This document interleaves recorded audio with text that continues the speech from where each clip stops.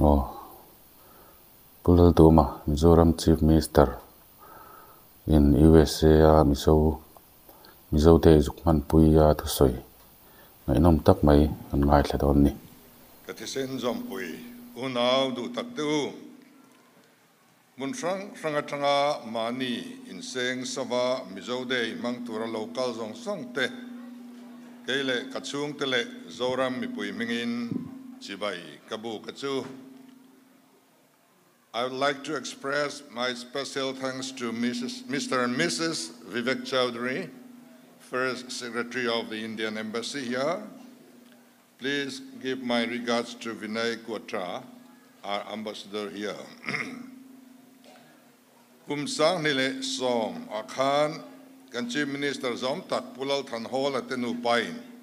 mizode hi an lo man pui to chuwa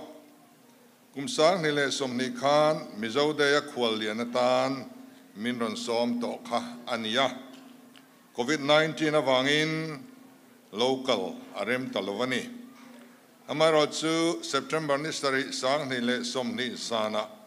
LPS Stadio Trangin online in lim takin kan lo mang ho to ani kha hei tuna amun nge ya kan mang ho thei ta hi alom om tak zet ani in milodon sondan te hi kan phulova kan lom tak meu ani khovel puma zo fa ten in unaw nale in pum khan na nget zok kan lo nei thena tur thinlung puchingin he de hi imangang in lama natam tak awma wangin kan chamri mandon lova Chin community USA in Chin New Year festival a khwal lianata na min som na po kan ron nang man talova October tha Chin community of Indianapolis in Chin Cultural Day celebration a khwal lianata na min som na po katilotling don thei don lova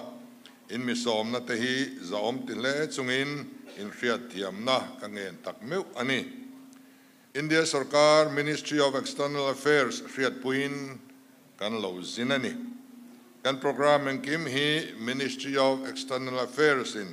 min riat pui vek dona atul chuan Consul General te point min troi om zel dona waina po kan riat angin kan First Secretary te nu pain min non troi oma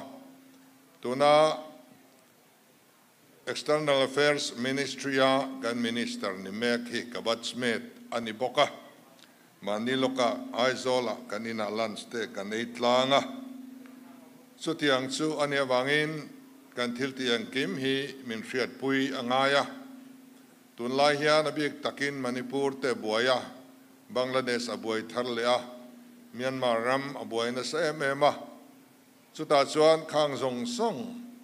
low and call to kan ni awangin India Sarkar puin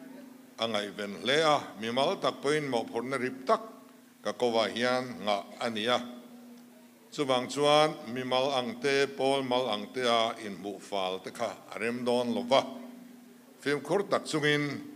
engkim kan tia kan local na te po min lo muwa te puin du ti kan thria maro chu Sarkar lamin min lo bo soma min lo dong songa kan thlen na tur security le engkim po Ministry of External Affairs riat puina veka thil ruam man angai ni ti kha kan soi duwa chuwang chuan duangin in mu na le khatiang te om theidon lowama ro chu kan hun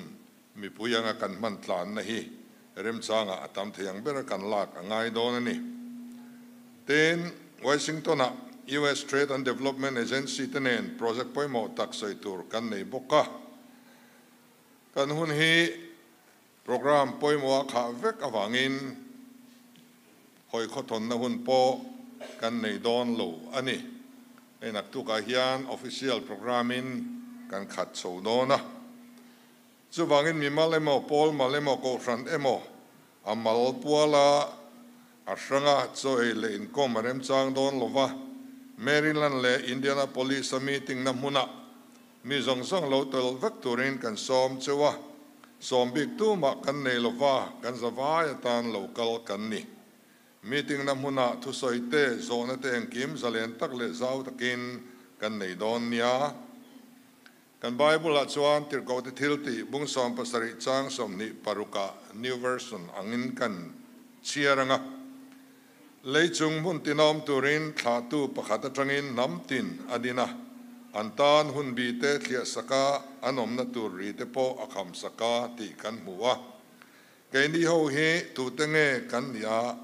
thatu pakhat atanga khwanun nama adin kan ni vem ti chu voina kan thupui bertur ani don ani katu soi hi mizo trong le English in a copy nakinan laron sem anga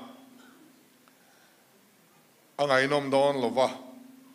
amaro chu kaini aya facility nei thazok le thang thar mithiam zok te so chua chu dua linglo tak chunga ron in buat sai kania research paper ang deuh lek ania wangin inom pak don lova maro chu poimo don ani pakhanna chuan lusai mizo ti hi kan khel masapot don ani lusai ti hi kan pian pui naming generic name ani lova namdangin min ko nani lusai ti chu lusei atrangan lak ni na langa ma se lusei chu mizo nampeng tam taksinga pakhat ve mai ania min huap zolo chiar pui ma saber sang khazakwa pakhata khan mizorama mizo inti tu ma an la omlo mani chibing ming lusei maral te pai te poi te maral le adang te ti vekin kan lain ziak lut ani chiar pui ma saber census ma sabera mizorama mizo pakhat ma kanomlo kha lo chin cheila sang khazakwa somlile paruka political party ma saber mizo union allowing ta zo na thak peng sang ten kan zawaya kan naming nomenclature tan mizo chu official man alonita chiar pui ma saber atanga kum som ruk ahanral meu chuan sang khazakwa som ruk pakhat sensa sa chuan mizorma mizo inti za somriat le pariat point panga kan lom tani so the cop chuan kan zawai deuh thoin mizo ti nomenclature chu mizoram chunga mi te chuan kan lo pom ta amaro chu thil poi mo deuh mai chu mizo inti zinga hian mizo nam abil tu ma kanom lo mani nam minga mizo ti mang tu ma kan omlo kan zawaya huap ming ani tok mai ni chu wangin lo inti mizo bik te kan lo om pal theya he hian in pum khanna dal the ni ti po kan soidu ani adon le chuan ku ki le chin ti hi han soi kop leila kum zale somni pariat liam ta khan Chin Hills Regulation 1896 chuan heti hian alo rikota Chins include Lusais, Kukis, Burmans domiciled in the Chin Hills and are habitually resident in the Chin Hills, the inn. Kumzale somni liamta Khan G.A. Grierson chuan heti hian alosia. The term Kuki is an Assamese or Bengali word applied to such hill tribes of Lusais, Rangkhols, Thados, etc., who were residing within India. On the other hand, Chin is a Burmese word which is used to denote all various hill tribes living in country between Burma and the provinces of Assam and Bengal. The word Kuki and Chin are thus synonymous and are both primarily used for many of the hill tribes in general. Therefore, the word Kuki-Chin was coined and employed by early researchers. The in Tahian a reference kada zela G.A. Grierson, The Linguistic Society of India, Survey of India, 1904, Volume 3, Part 3, page 123, Calcutta Printing Press, 126. Ani kan kamitiam ten inon enzuidon nian. kum som sari paruk liam to khan Chin Hills Act 1948 chuan heti hian aloda vea. Chins referred to the indigenous ethnic groups inhabiting the Chin Hills region in Western Burma. These groups include Chin, Kuki, Lai, Mara, Matu, Mizo, Zomi. The Act defined Chins as the various ethnic tribes residing in the Chin Hills district who share cultural, linguistic, and historical ties. Kumsungale pangaliam ta khan Chin Affairs Minister chu Puja Shelian aniya. Cabinet Minister ani. Ambassador to France, Holland, Spain, Egypt le Nepal te anibok. Sangka jakwasam sari panga Ambassador to Nepal ani lain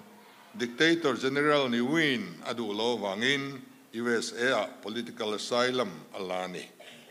Puja Shelian chuan heti hian alozia ka. Chin hi call in official an man aniya. Nima sila an mani chuan he ming hi an mang ngai lo. Chin ti hi Chin ho thumala a om lo reng reng ani ti in. Reference Chin Dictionary and Grammar by M. Jordan, Paris, 1969. Kum sautum pasari liamta khan B.S. Carey chuan ti hian alosiak. These Chin tribes called Mizo in India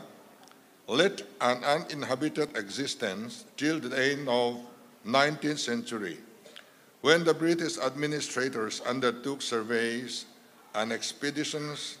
and demarcated boundaries 1935 for their administrative purposes, dividing the same people into Lusais within bracket Mizos and Chins in India and Burma respectively. The in. Reference B.S. Carey and H. Intact, The Chin Hills Volume 1, Inner Flap, 2nd Para, 1987. So this one, Hang Lusai, Kuki, Chin, Titahi, Kan Pian Pui Nam Ming, generic name, Aniloni. Namdangin min ko na mai aniti, kan chiang to me. Atira heng mingi kay mani poin kan pungay lova. Alo rey nuwa yan lungoy takin kan puta mainin alang. Trang taran lo piang zela kuki nan lo piang at sini nan lo piang a. Kan nam anitak take mo kan tia lungoy takin kan pomtani. Atira chuan kan niti po kan infriad lo.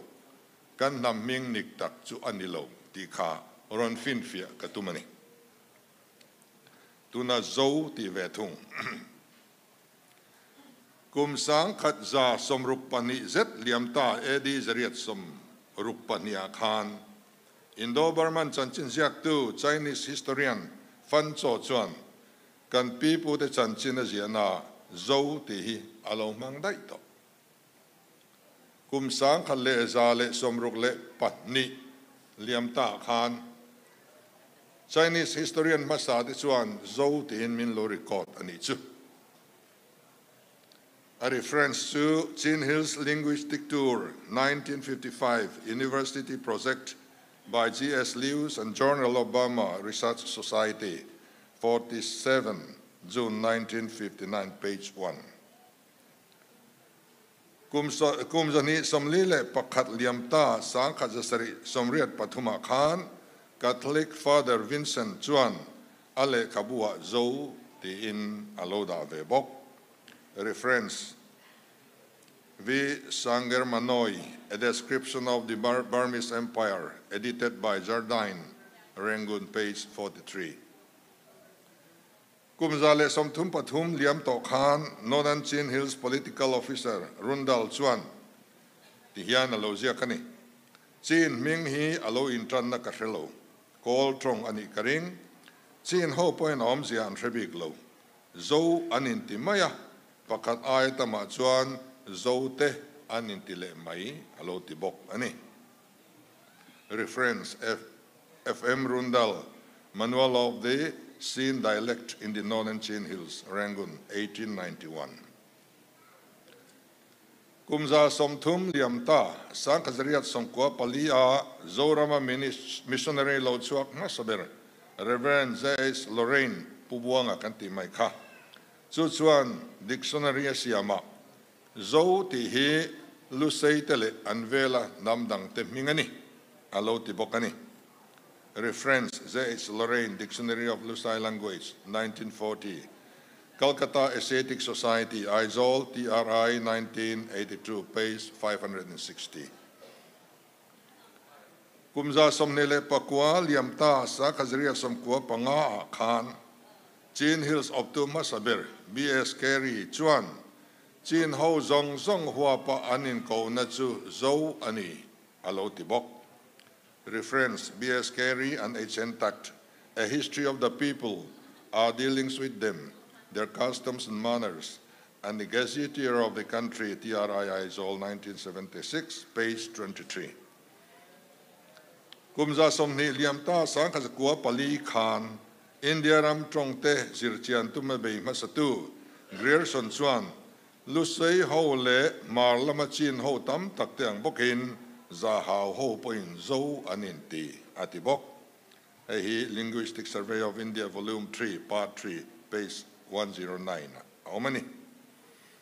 kumza le som pani liamta sang khazkua som pania khan Thomas H. Lewin thanglia na kanti mai kha kha sang khazaria somsari pakhat atanga somsari pania sap ho lolian vailian kanti mai kha khami tuma Mizoram ron run tuman ho tu pa khani a ti hian anin alo ziak ve bok heng ho to bul chu zo ani alo ti ve mia bok ani a fly on the wheel or how I helped to govern India ti khan ziak ani pu vum ko hau kha kum sang khazakwa somnga panga atanga sangkwa somsari panga inkara France Cambodia Indonesia Australia le Hungary te Burma ambassador ania zo fa te singa ambassador ni masabirani hetiang hian alo ziak ani Chin Hills Gazetteer zo bracket sunga Chin anti le kuki anti chu Burma East Pakistan Bangladesh tuna chon ni to le Assam ramazo na thak zong song te ming dik tak zo tia thak ni sela chuan eng kim afel then to tur tin kan ambassador masaberin lo ziak bok ani pu vum ko hau Profile of Burma Frontier Mail Bandung 1963 page 297 akhan khatiang khan aziak ani chuanin ni som pariat atanga som pakua mei sang khazakwa somriat pariat ta khan Sampaya World First Zomi Conference aoma chuta chuan kan zawaya min huap tu ming atan kan nomenclature atan zo ti hi an pom ani heng record lui atang hi chuan zo ti hi kan zawai kan pian pui nam ming generic name chuni in alanga kan trong kama po zo tui thiang zo thlifim zo ar tui zo vok zo siam zo puan le adang te kan ti thin ani Mizoram UT alone tir khan motor number te po ZRM ZRE ZRZ ti vek ani thin ZPM hi Zoram People's Movement ti na ani a Mizoram People's Movement MPM anilo ZPM ani Mizoram nilovin Zoram ani zo laika lo chin sewala kan hruai tu ten kan party hruai tu ten kan Paul andin tir hian ma thlir thui tak nein Mizoram nilovin Zoram People's Party ti in aming hi an lo sa a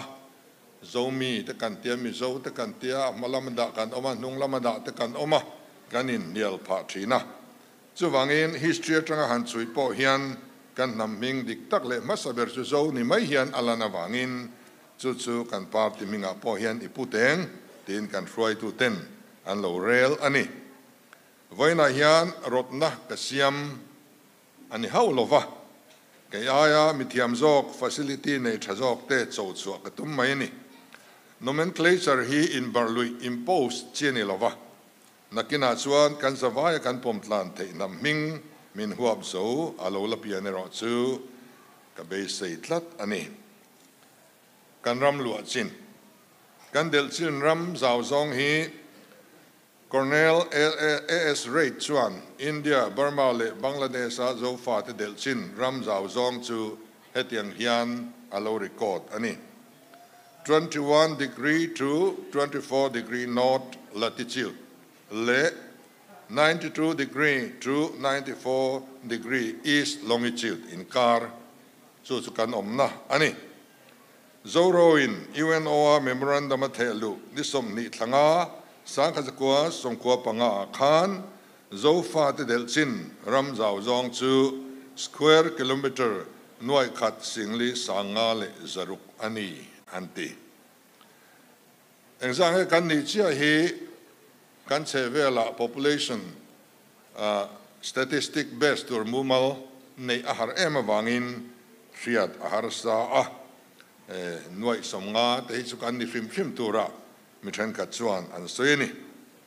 ten kan chen ram reng a hian kan in kara namdang tu ma tlazep om lovin ram thleng in zomin voini thleng hian kan la om veka ei pathian mal som na kan don ania kum som chungin chanchin tha kan dong kim vek bok ani trong chung chang an soile lok ila zo nam zinga hian R group anoma R lamri group anoma Z group kanom boka R anei velwani ten mi pale me chaming to pa a le I da lo kanom bok ani sentence dina hian subject object le verb om zela linguistic te chuan heng pathum in don dan inang lo chu thla khat ani theilo an tiani zofa te tonga chuan object amasabera subject in asuya verb anunung bertrina ain dot dan sequence to OSV object subject verb ani chu sab tonga chuan in dot dan chu SVO subject verb object ani dai thunga chu wang chuan sab ho te nei lian thla khat kan ni theimia lo ani chu tanga chui chuan ke ni ho hi thla khat kan ni ti kha tong atang poin nem nge alo ni le ta a ten common language kan ti po hi in barlui chi ani lova apianin alo la piang chuak maya kan pipu te hun laya thiam hla te lado te kanen chuan man lai chuan tong thumun kan mang thin ti a riat thei ome tin ZPM sarkar hian kan nam tro bul chui chuak kan in tiama chu kan lati man lova year of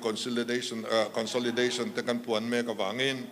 amaro chu kan nam tro bul chui chuak tu tur din kan tum ani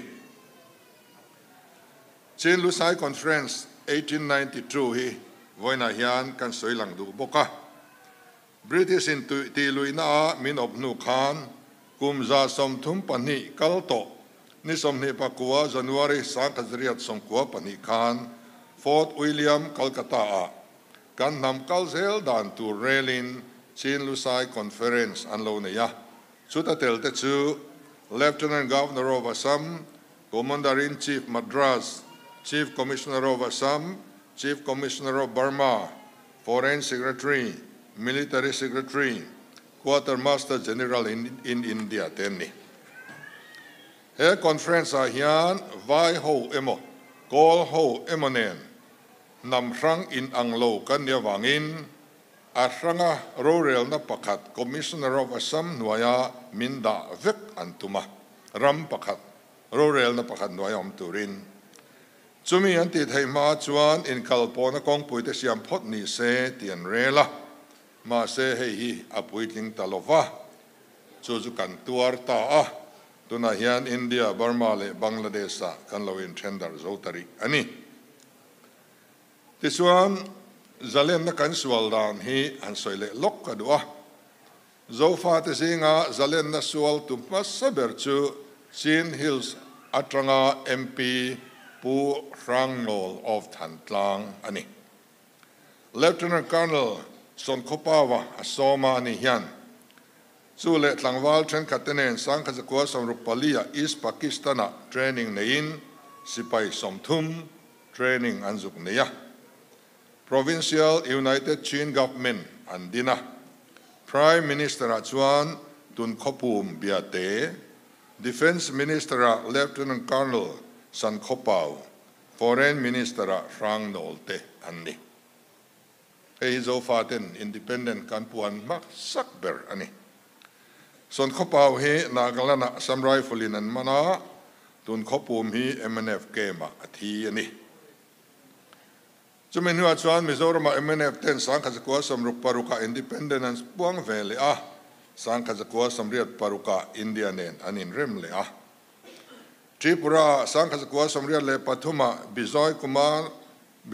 ารฟรังโคลฮวินทริปุระ National Volunteer อันดีนานิสอมปนิทารียดสังกัดกัวสมเรียดปริยตาอินเดียเนนอินเริ่มนะอันเสียมานิสอมนี้ปทุมอันนี้สมนิทัทุมสังกัดกัวสมเรียดปริยตาจีน National Front โลเปียงอินตุนทั้งอินจะเล่นนะอันสวลจุยะจะเล่นนะสวลตุโพลดังตุโพอันรอนอมโชตะเซลอันนี้มณิปุรละมักเกนเอาเต UPF เล ZRF เลอดังเตอันอมโชเซลบกแห่ง Revolutionary Group กันที่เฮตั้มตักกันเนี่ยอินเดียนาโพลิสถูกกระสอยในตัวรายันแห่งฮิลูซิลกระตุ้มอันนี้ติดส่วนขัดยังข้างกันนำเฮียนจะเล่นน่าโลสวลต่อทีนะกันตอบในรถสุขังค่ะอันนี้ไว้ในเฮียนสูขัดกวลกันนี่ที่ฮีอัธรินเฟนอนลีละเขาเวลเฟียตาริงตะกินอีพวงชัวกังอูละดูซ้ำทีนอินทอยทีนปุยเทียมในเทียมละในมิติภูมิทีนเปียรัลกดานทุมุนในทนทุอินังในลลในทีนกูดมังทีนน้ำอินในน่าไม่ชมันในดอกกางอินสทีนลุงทุปทุมในไม่ลำซาทีนมิลุลทีนโลทโนอินล้อมทีนน้ำกันนี่กุมสังกัดกัวสมเรียดปริยตาโจโรมูฟเมนต์ขานอตุมจูโจ reunification within India อันนี้อ่ะวันนั้นเฮียนอินเดียบาร์มาเลบังลาเทศอมโจฟาติซงส่งเฮียนอินเดียหน่วยโรเรลนับขันหน่วยอมใจกันเรลเวทยังเอ็มเล่ตุนไล่ geopolitics อินลุมเลดเมคีงุนตะกันบีจวนมานะน้ำมันเสียมตัวขวานุขานมุนขัตากันนมหูเทนตัวกงฮีมินหอนสักโดนเอมอนิโออาทิตย์อันนี้เฮมิกงอาเฮียนมีมาลังปุยนมอผลเลียนตักกะกว่าไอ้งัดเมกอันนี้เฮโซนะฮิมินชานหุนกะโลงหักเริงดอนอันนี้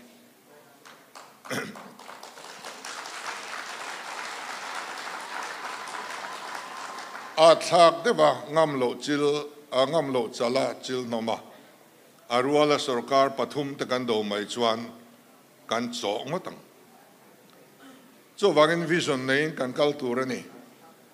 ฟิล์มคุรตะกันกัลตูรนี่ไว้นาจวน single administration within India จุดกันเรียกว่ากันดาพอดอ่างไงอภิอาลัมจะสวยแค่ระดับจุดที่งานชวน step by step in กันนำให้อักลังนำเทมเตะจูลโปสุไล่ทุรัวโลเละงาไล่เทรนเดอร์เละงา ethnic group ทุมุนโปไล่กาบดุที่เส้นไล่ชัวดุแต่กันเนี่ยตัวไหนกันนี่เมกะอินเดียนาโพลิสก็ทุสอยเพจอันนาวิวโดนนี่ข้างทรงส่งอินปุ่มขัดเน็ตอิไทยเนตัวทรงตัวเราโลกอลกันนี่ไว้ไหนเห็นเอ็มโซได้มังตัวเราโลกอลที่กันนี่อ่ะ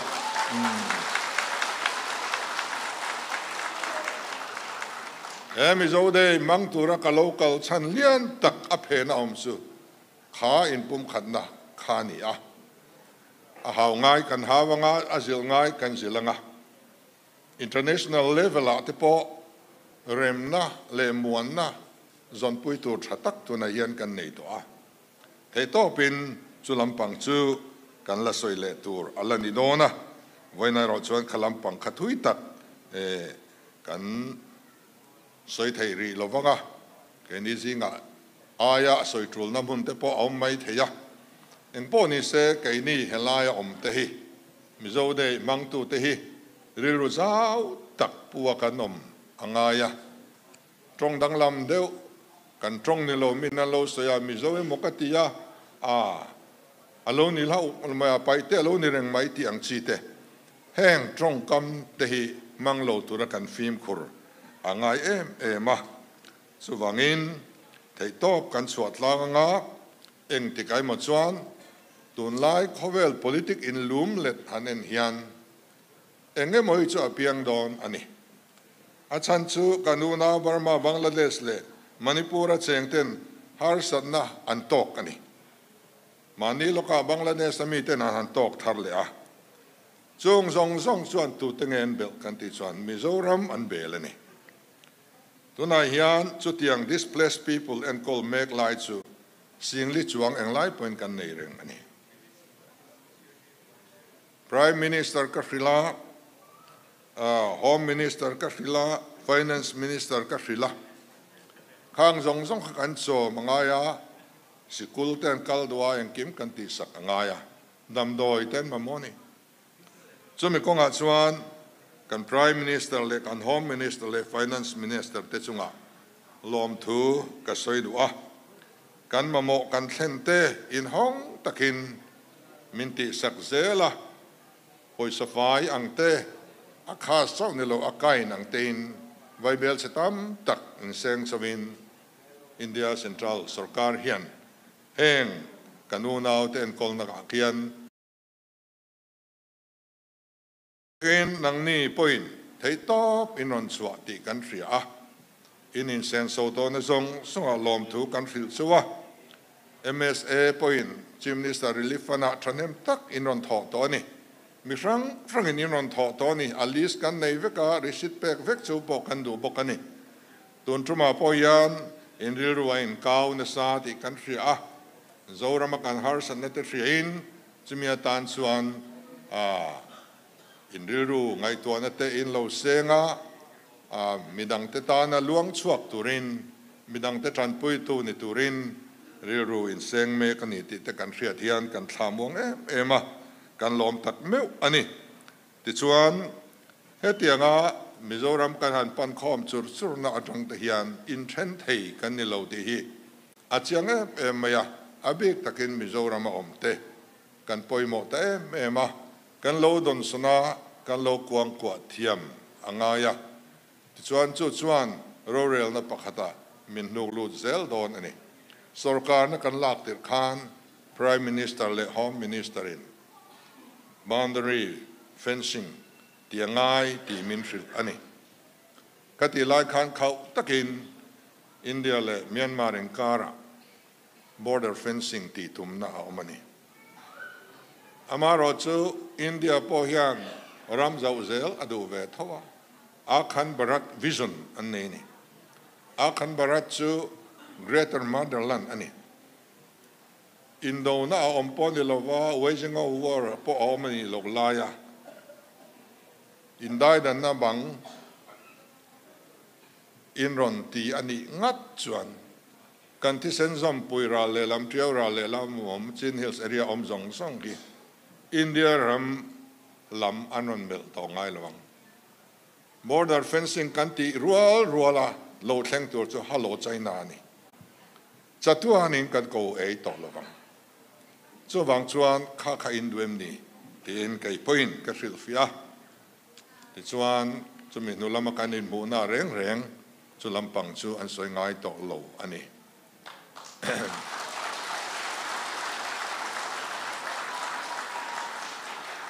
chu wangin voina hian heng thu te eng tin nge eng wang nge ka soi thei din muna dinga ka in hriat wangin ka soya kan local lama kan local zan akhan external affairs minister nen po phone in kan in bia the chuan malak tum na te po a oma amaro chu USA kan sin photanga ka hona chung chu kan ti don nia ti in kan in thla ta a tiang chuan kan tan khowela hian thil thar alo oma om chho zela nge ni UN resolution on the rights of indigenous people ti te po kha alo om chowa transan tur te kan nei chho ve mek zela he khowela hian te tak te a in then sang noi lovin ram zau tok ve taka hian nam ro pui taka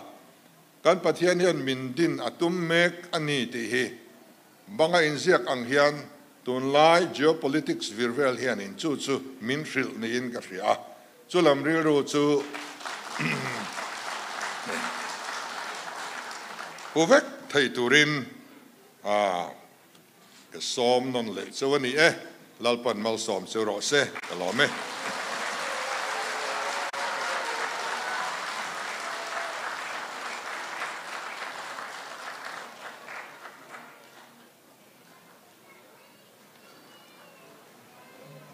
Hello.